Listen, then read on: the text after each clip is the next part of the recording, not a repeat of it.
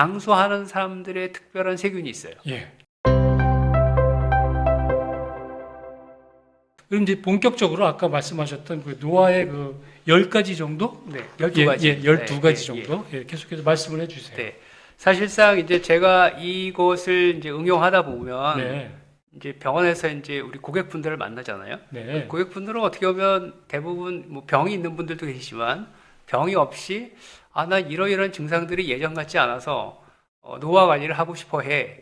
저하고 얘기하시면 그때 이제 설명을 하다 보면 어려운 얘기를 못 알아들어요. 못 알아듣죠. 그래서 제가 어렵죠. 그 1년 전에 이걸 어떻게 비교하면 될까 해서 그 노화를 하나의 그 배를 예를 들어서 하는 이론을 제가 만들어서 네. 보고를 했습니다. 네. 그래서 첫 번째 이제 노화는 이제 세포서부터 시작되는데 예.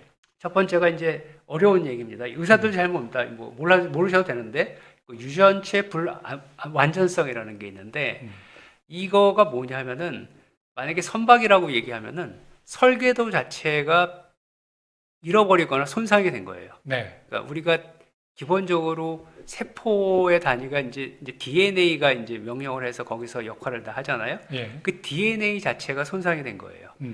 이거는 유전적인 경우가 꽤 많아요. 네. 하지만 유전적이 아니고 어떤 병이라든가 어떤 중금속 또는 환경 오염 이런 것 때문에도 올 수가 있어요. 그래서 이런 경우에 유전체 불안정 때문에 대표적으로 생기는 게 그게 대표적인 게 암입니다. 원래 우리가 성장할 때 정상적으로 성장하면 암은 안 생기는데 예. 유전체가 불안정하게 변이가 됐을 때 생기는 것이 바로 암이고요. 예. 그다음에 또 어떤 사람은 이제 이 메르노스 병이라고 그래서 그 조로 현상 있죠. 예. 빨리 늙는 사람. 네. 이것도 다 유전체 불안정이고. 어. 두 번째 이제 텔로미어라고 많이 들어보셨을 거예요. 요새 뭐 노화 그러면 텔로미어가 뭐 짧아졌느니 뭐 그거를 길게 하면 좋느니 이게 뭐냐면 배를 들어보면 우리가 배에 이제 어떤 바닷물이나 이런 거에 침식되지 말라고 코팅을 하잖아요. 예. 그 코팅한 게 바로 이제 텔로미어인데 그 텔로미어가 어느 정도 세포가 분열을 하다 보면 닳게 되고 코팅이 벗겨지게 되거든요. 그래서 그런 게 좀 빨리 벗겨지는 사람들이 있어요. 네. 그래서 이 상처 회복이 늦어지고 이런 경우가 있는데 그런 경우가 이제 대표적인 게 최근에 이제 그 많이 회자가 되고 있는 폐섬유증. 네. 그러니까 코로나 이후에 우리가 그 완전히 회복되면 괜찮은데 이런 폐섬유증이 생겨서 폐가 더 이상 펴지지 않는 게 갑자기 진행돼서 정말 폐를 이식하지 않으면 안 되는 이런 폐섬유증이 바로 이 텔로미어하고 관련돼 있다고 그러고 네. 그거 말고도 뭐 면역 노화, 그다음에 재생 불량성 빈혈 이런 것들이 이제 관련돼 있고 그다음에 이제 후성 유전학적 변형이라고 해서 이건 뭐냐면은 유전자 그러니까 DNA 변형까지는 안 이루어지는데 우리가 이제 유전자에 보다 보면은 자꾸 이렇게 분열을 하다 보면은 그게 메틸레이션이라고 그러는데 그게 붙었다 안 붙었다 해서 이 유전자가 성장도 하고 또는 멈추기도 하고 이런 것들이 자율적으로 되어 있는데 그게 망가진 거죠. 그게 뭐냐면은 그러니까 선박을 운영하는 소프트웨어가 망가진 거예요.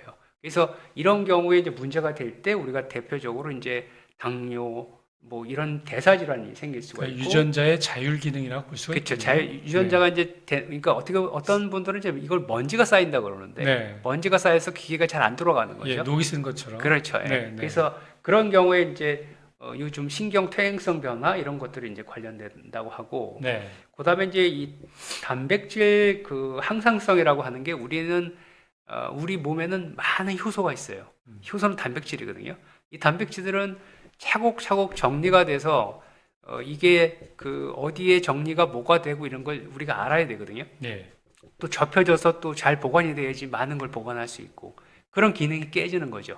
그러니까 선박으로 예를 들면 어떤 화물이 있는데 화물이 정리가 안 돼 있는 거예요. 네, 어지럽게 맞아, 엉켜져 있고. 예, 그리고 뭔가 질서가 없는 거죠. 예, 그리고 손상된 거는 빨리 없애고 재생한 데 써야 되고 이게 망가진 거거든요. 이게 이제 망가지지 않는 경우가 이제 대표적으로 그게 알츠하이머에 만들어지는 그 우리 아밀로이드 단백질 네. 이게 이제 제거가 되지 않는 경우죠. 그랬을 때 이제 알츠하이머스 치매가 생기는 거고, 그다음에 그 시니클렌이라고 하는 단백질이 또 있는데 그게 또 제거가 안 되면 이제 파킨슨 같은 병들이 생기는 거죠. 예. 그래서 이것도 하나의 다 노화 현상이라고 할 수가 있고, 네 번째는 이제 또 우리가 이제 어떤 자가 포식이라고 하는 게 있는데.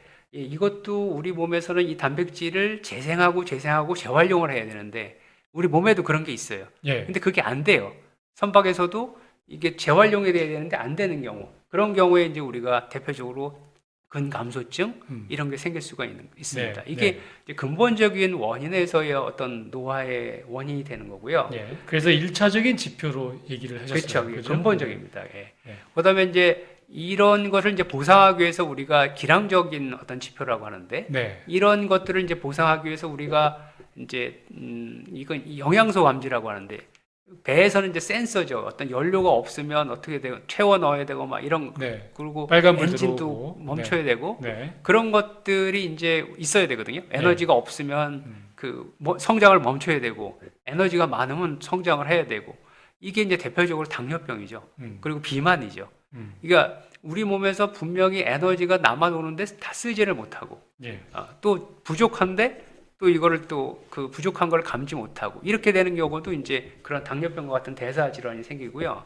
또 대표적으로 이제 배에서 가장 중요한 건 뭐겠습니까? 추진하려면 엔진이죠? 엔진이죠. 네. 네. 엔진하고 이제 우리 몸에서 엔진을 만들어내는 기관은 세포 내에서 미토콘드리아입니다. 미토콘드리아. 네. 우리가 이제 생물 시간을 많이 배웠지만 네, 네. 이 미토콘드리아가 활력을 주는 그렇습니다. 그- 예. 추진하려면 그렇죠. 예. 모든 우리 몸에서 그 뭐 음식물을 먹어서 우리 몸의 화학적 에너지라고 하는 ATP를 만들어내는 데가 이제 네. 미토콘드리아인데 네. 그게 망가지는 병들이 굉장히 많죠. 그러면요, 우리요.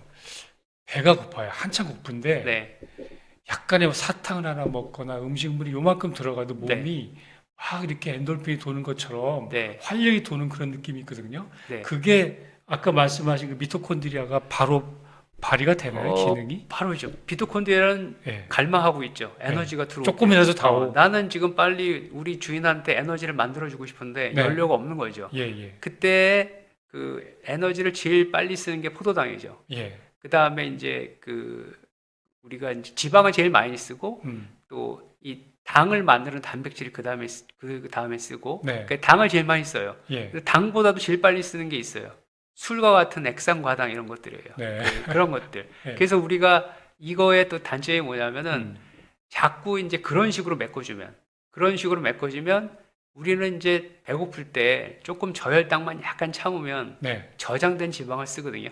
예, 예. 저장된 지방을 쓸 때까지 기다리지 우리는 못하죠. 그냥 배고프니까 네. 힘드니까 허겁지겁 먹죠. 그냥, 예. 그러면 우리 몸에 저장된 지방을 못 쓰게 되는 거죠. 네. 그래서 비만이 되는 거죠. 네. 그게 바로 그것도 이제 센서나 미토콘드리아의 이제 문제가 아주 좋은 질문을 하셨습니다. 네. 일종의 폭식 뭐 그런 거 폭식도지만 아무튼 우리가 바쁘게 그냥 빨리 영양소를 먹는 거. 너무 예. 빨리빨리 예. 채워야 되는 거로 채운다는 거. 그게 이제 노화의 원인이 되는 거죠. 그래서 사실상. 예로부터 보면은 음식물 먹을 때 천천히 네. 씹어서 네. 이렇게 소화시키면 음, 그게 하나하나 영양분이 다 나와서 맞습니다. 차곡차곡 쌓이는데 네. 갑자기 그냥 물건이 와장창 들어오니까 창고에 쌓아놓을 데가 없어요. 그죠? 네. 예. 네.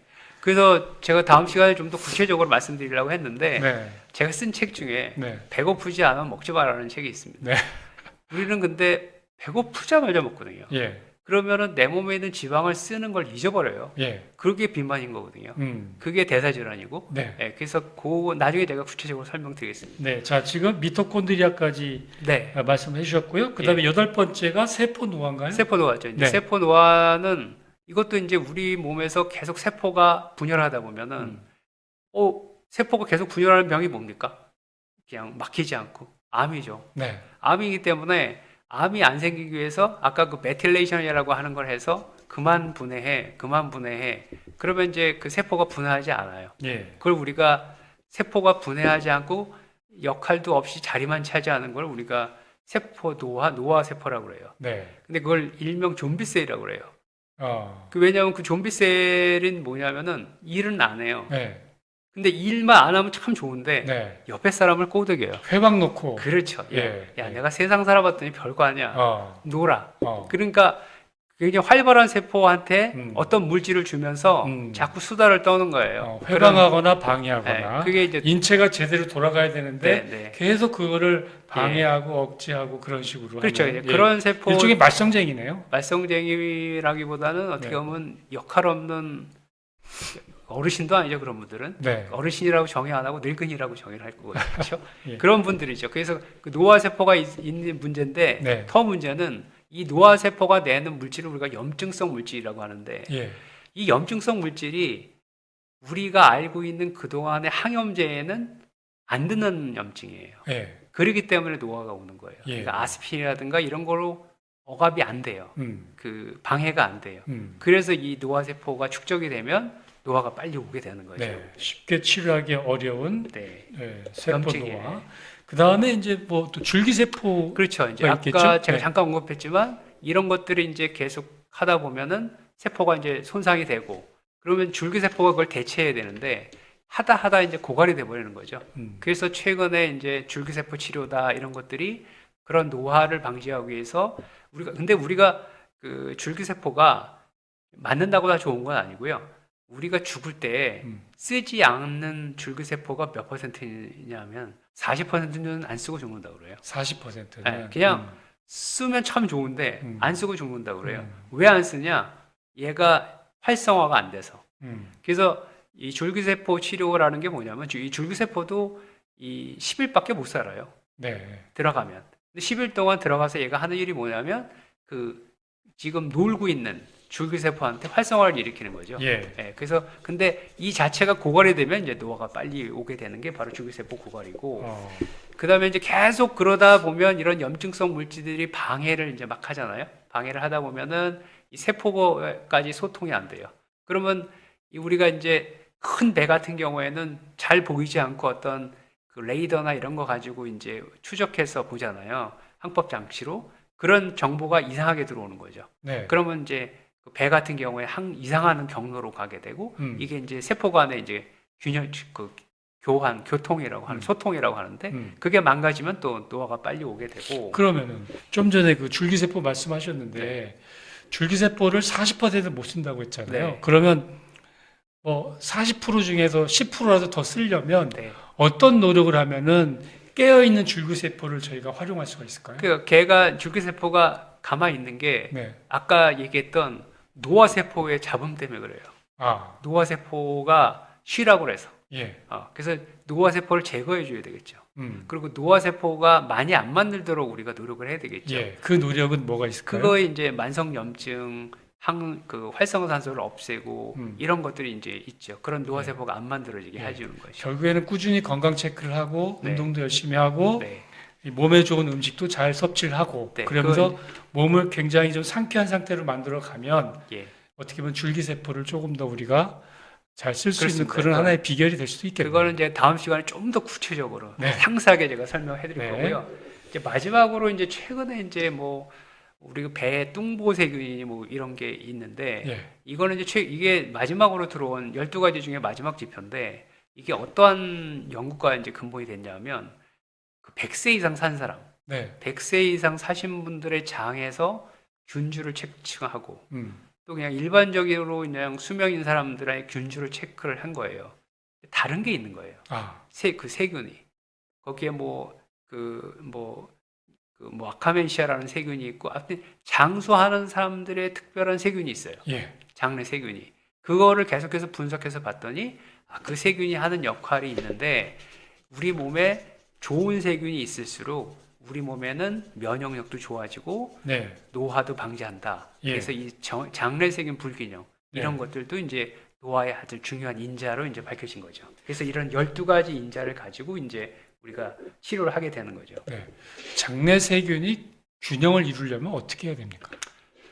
여러 가지가 있죠. 예. 우리가 보통 장내 세균에 이제 불균형해졌다 그러면 우리 이제 고객분들이 오해하시는 게 나 그런 세균 먹은 적이 없는데 대부분 이제 그런 얘기를 하세요. 예를 들어서 음, 그 요구르트라고 네, 볼 수 있잖아요. 네. 이제 뭐 스위스 뭐 이런 쪽에서 네, 이런 네, 그 예. 좋은 예. 그런 거를 먹거나 이름이 잘 생각이 나진 않습니다만은 네, 지금. 예. 예. 그래서 뭐 결국에는 이제 공기 좋은 데서 네, 뭐 잘 웃고 네. 또 그런 말씀드린 것처럼 그 예. 요구르트 그런 성분들 그러면 그 장내 그게- 세균이 좀 괜찮아지는 거 그게 아니냐? 이제 불가모 해가지고 네. 우리가 이제 거기에 사는 사람들이 각 발효시킨 음식을 먹어서 그래가지고 거기서 장수한다. 예. 또는 뭐 일본의 어느 분이 뭐 이렇게 청국장이나 나또에 예, 있는 예. 어떤 성분 때문에 예. 산다. 그래서 밝혀졌습니다. 네, 밝혀졌는데 네. 사실상 그 전무님이 질문하셨던 네. 내가 나쁜 세균을 먹거나 좋은 세균을 먹어서 이게 바뀌어지는 경우는 굉장히 드뭅니다. 예. 왜 나쁜 세균이 살았는지를 우리가 알아야 되는데 네. 왜 나쁜 세균이 살았냐면 음. 소화역에 문제가 있습니다. 소화. 소화. 소화. 어. 우리가 소화를 잘 시키는 음식이 장으로 내려가면 그 소화 잘 시키는 음식을 먹고 사는 그 세균들은 대부분 좋은 세균들입니다. 예. 근데 이제 소화가 덜 된, 음. 만약에 위산 분비가 안 되거나 췌장에서 소화 효소가 안 되든가 또는 이 사람이 유당불내성, 그러니까 그 어떤 우유를 분해하는 효소가 선천적으로 없다든가 또는 네. 상대적으로 없다든가 네. 또 밀가루 음식을 분해하는 효소가 없다든가 이런 사람들이 그런 음식을 먹을 때 네. 이건 알러지는 아니죠. 그걸 우리가 음식 불내성이라고 하거든요. 네. 그렇게 되면 소화가 덜 된 음식이 장으로 가게 되는데 네. 소화가 덜 된 음식은 분해를 한 번 더 거쳐야 되거든요. 예. 분해를 한 번 더 거칠 때에 그거를 좋아하는 세균들은 다 유해균이에요. 네. 그래서 만성 소화불량이 있거나 또는 내가 이런 음식 불내성이 있는데 그걸 모르고 평생 모르고 그 음식을 먹을 사람들, 그런 사람들 유해균이 많을 수밖에 없습니다. 네. 이런 사람들은 아무리 유익균을 먹어도 유해균한테 잡혀 먹어요. 네. 그래서 우리가 임상적으로 치료는 유해균을 먼저 없앱니다. 없애고 그리고 나서 이제 효소요법 이런 걸 가지고 이제 치료를 하게 되는 네. 거죠. 자, 그래서 결국에는 이렇게 좀 얘기가 정리가 되는 것 같아요. 네. 음식을 잘 먹어야 되는데 네. 지금 당장 말씀하신 걸 이렇게 분석을 해보면 그 뭐죠, 패스트푸드 네.